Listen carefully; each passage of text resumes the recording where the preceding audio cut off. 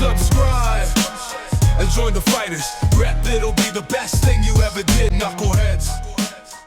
Knuckleheads, is Oscar De La Hoya standing on business, or is he hating on the businessman? And if you know what I'm talking about, you know I'm talking about Keyshawn, the businessman Davis, who's just come off an emphatic win on Friday to capture his first ever title over Dennis Berinchek. Now, I'm bringing this up because the day after, Oscar Duarte, who's one of Oscar De La Hoya's fighters, took on a very tough Miguel Madueño, a guy who was a common opponent to both Duarte and Keyshawn Davis, oddly enough. And Duarte was able to finish Madueño, the durable, hard-hitting Mexican, in the 7th round, something that Oscar De La Hoya came into the ring to point out to Duarte. He said, look, you finished this guy, which is something Keyshawn Davis couldn't do.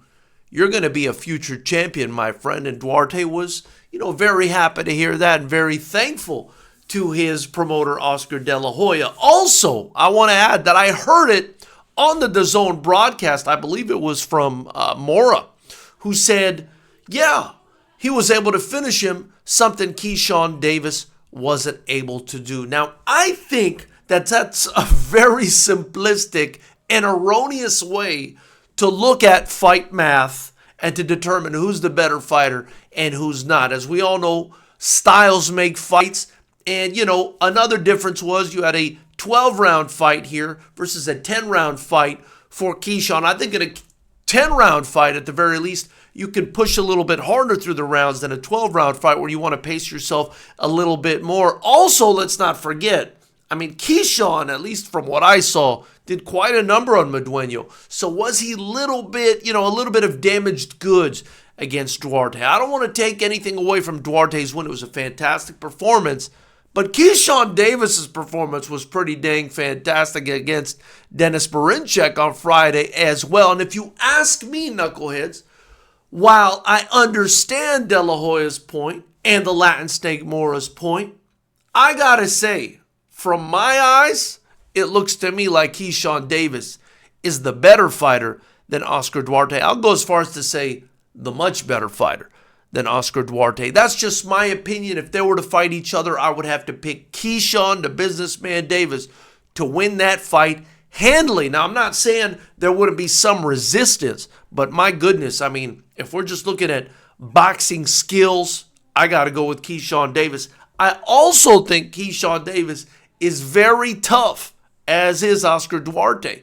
But you can't out-tough Keyshawn Davis. He's going to stand right there and bang with you. So that's why I'm very high on Keyshawn Davis, right? And that's why, while I won't say Oscar De La Hoya is exactly hating, I think he's minimizing, as well as the DAZN broadcasters. They're minimizing the intellectual boxing skills, the cerebral boxing skills, and the toughness of a Keyshawn Davis in minimizing what he did against Madueño versus Oscar Duarte. The math doesn't always math in boxing, and that's all I wanted to say. Knuckleheads, tell me what you think of this situation in the comment section below. Is Oscar De La Hoya just trying to be controversial here and get some attention? Is he trying to blow up his fighter's ego and make him feel good about himself? What do you think about the DAZN broadcasters saying it? Let me know what you think in the comment section below. After you do so,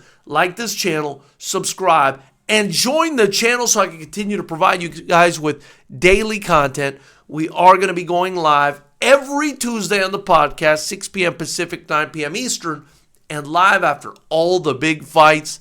This is the boxing fraternity of FightersRep. So join. You're going to get the truth, the whole truth, and nothing but the truth. I look forward to hearing what you guys have to say about it. We'll talk soon.